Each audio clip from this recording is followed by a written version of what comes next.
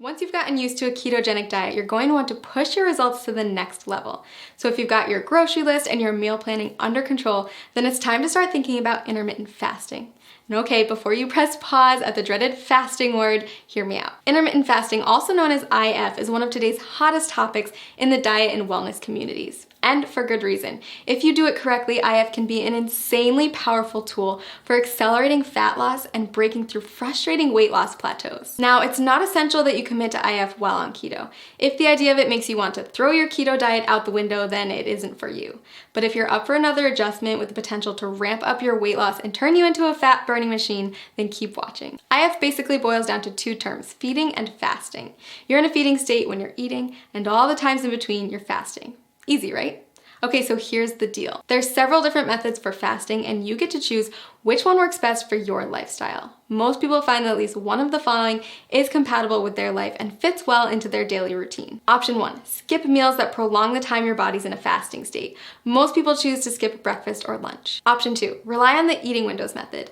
This approach involves eating between a 4 and 7 hour window every day and fasting for the rest of it. Option 3, not for the faint of heart. Your third choice is to commit to a 24 to 48 hour cleanse. It's more of an extended fast, and I don't recommend it if you're just getting started with IF. So how do you know which option is best? If you're just getting started with fasting, option 2 is probably the way to go.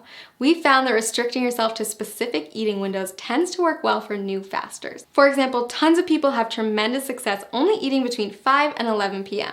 And don't forget that the time you spend asleep will account for a chunk of that time. Let's take a closer look at how it works. Say you finish eating at 6 p.m. and start eating again at noon the next day.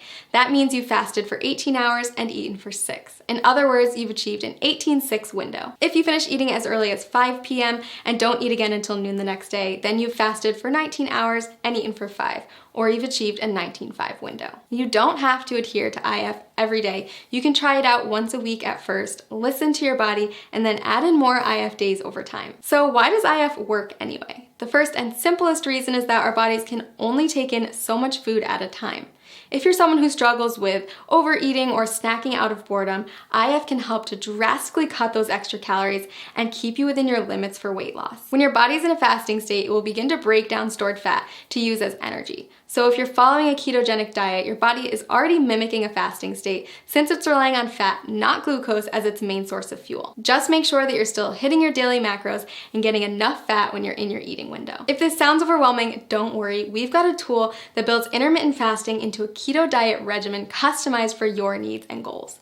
Click the link below this video to discover your personalized plan. And keep in mind that the benefits of IF go far beyond weight loss. After all, there's a reason why every wellness community is talking about it and why thousands of today's top performers have made it a part of their daily routine.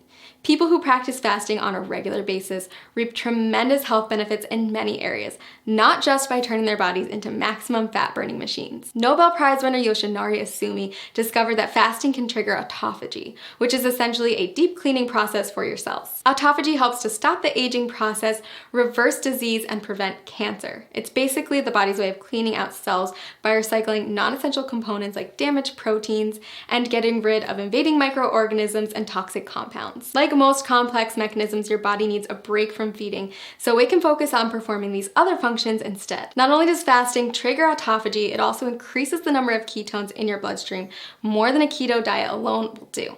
When you start practicing IF, you may find yourself more focused than usual. That's because your body is running on ultra premium fuel. If you're on keto, you may have already experienced this heightened mental clarity. So consider adding IF to your routine, a way to get more bang for your buck, so to speak. Lots of people ask me if they can do IF if they're avid exercisers. If that's you, don't worry. Countless studies have shown that intermittent fasting is compatible with fitness routines and can even result in higher metabolic adaptations, improved muscle synthesis, and even better response to post-workout meals. So is IF right for you? If you're not afraid to change it up, burn more fat, focus better, and improve overall health, then I say give it a try. I've honestly never seen as much success as I do with people who combine a ketogenic diet with an IF lifestyle. It's truly the holy grail of weight loss and optimum health. Click the link below this video to create your own customized keto diet plan where you can easily add intermittent fasting into your daily routine.